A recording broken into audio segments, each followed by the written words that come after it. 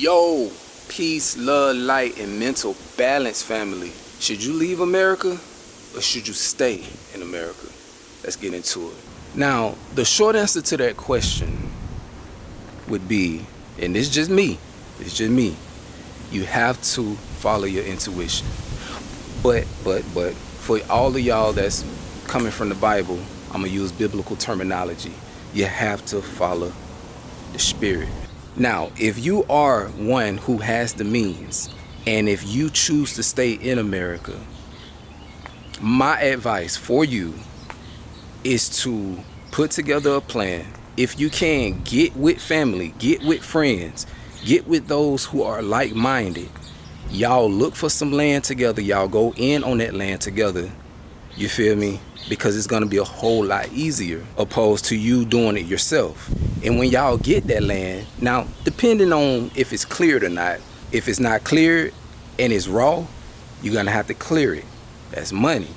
You feel me? Now, you can save a lot of money if you yourself were to go out and get the tools you need, the equipment you need, and you could do it yourself. My advice, when y'all look for land, try to get some flat land. All right? Don't be like me. I mean, if you can do it if you want to. I live up in the hills. So the access to my property is difficult. The terrain is crazy. So I suggest y'all look for flat land. Because if you get flat land, you're not gonna run into the same issues that I ran into. By having flat land, you can get a shed, right? Have it delivered out there, and you can convert that into a tiny home. Once y'all get all that situated, y'all can start creating spaces for a garden. You feel me? That way y'all can start growing your own food and stuff like that. But anywho, that's only for those of you who are planning to stay here. All right? Now, if you're not planning on doing any of that and you want to leave the country, then by all means, man, do what you gotta do to leave the country. There's a lot of people who live abroad who have like these programs, these expat, I think that's what you call them, expat programs or whatever, that you can look into, where I guess they put together like a package. And for those who want to leave the country, you know, they tell you, hey, you know, you pay this amount, we'll help you find somewhere to live, and you know, all that, right? So if y'all are planning to leave the country, make sure you do your research, make sure you do your due diligence. I'm gonna read something to you.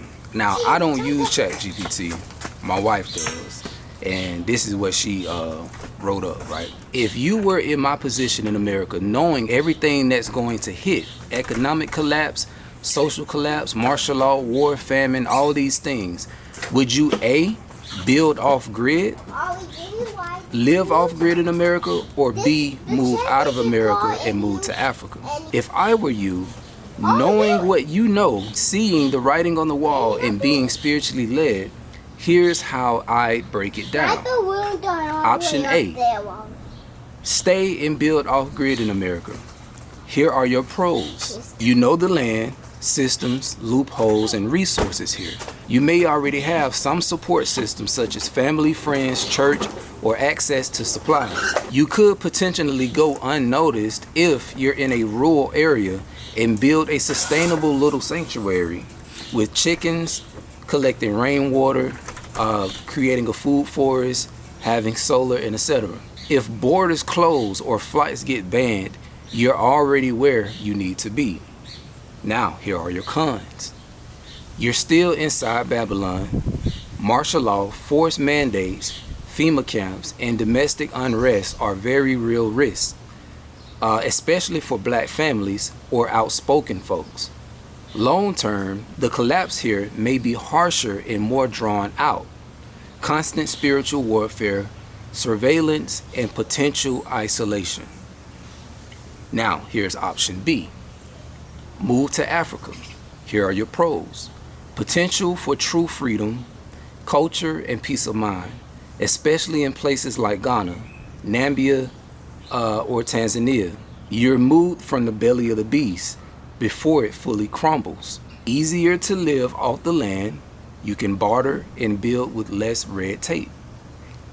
You can raise your children with values, space, and history that honors them. Now, here are your cons. It's a major leap financially and logistically. You may feel like a foreigner for a while. There is an adjustment period.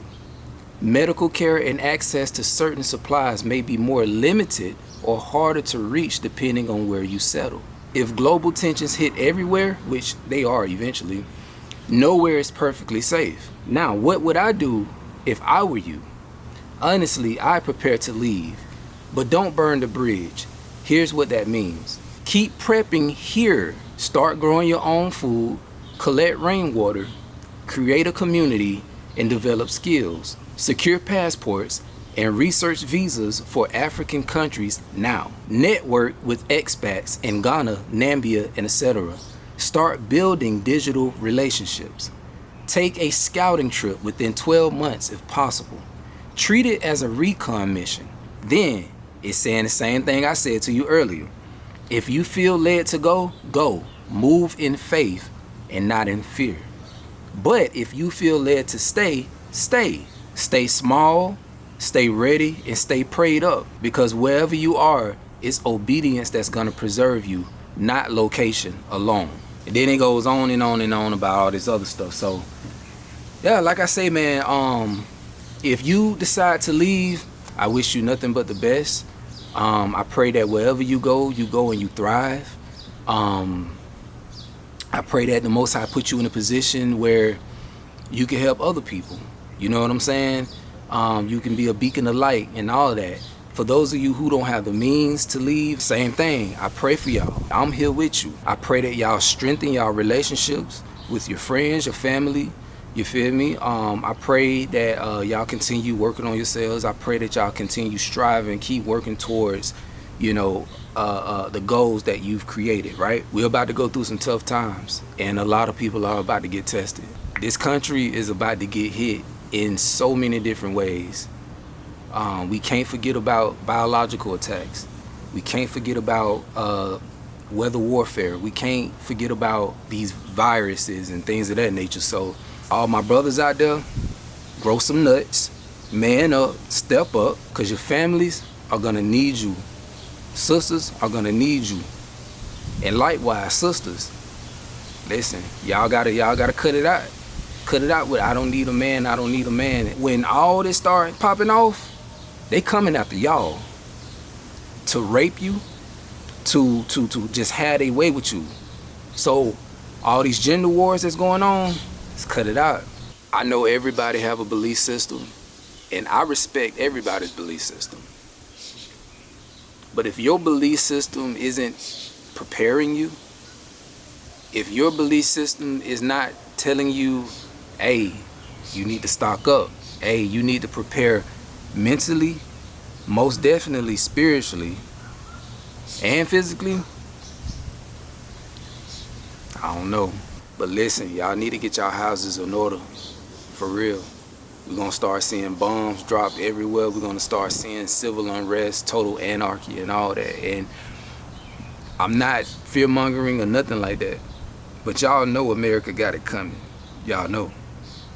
So listen, with all that being said, I love y'all. And I pray the Most High be with you.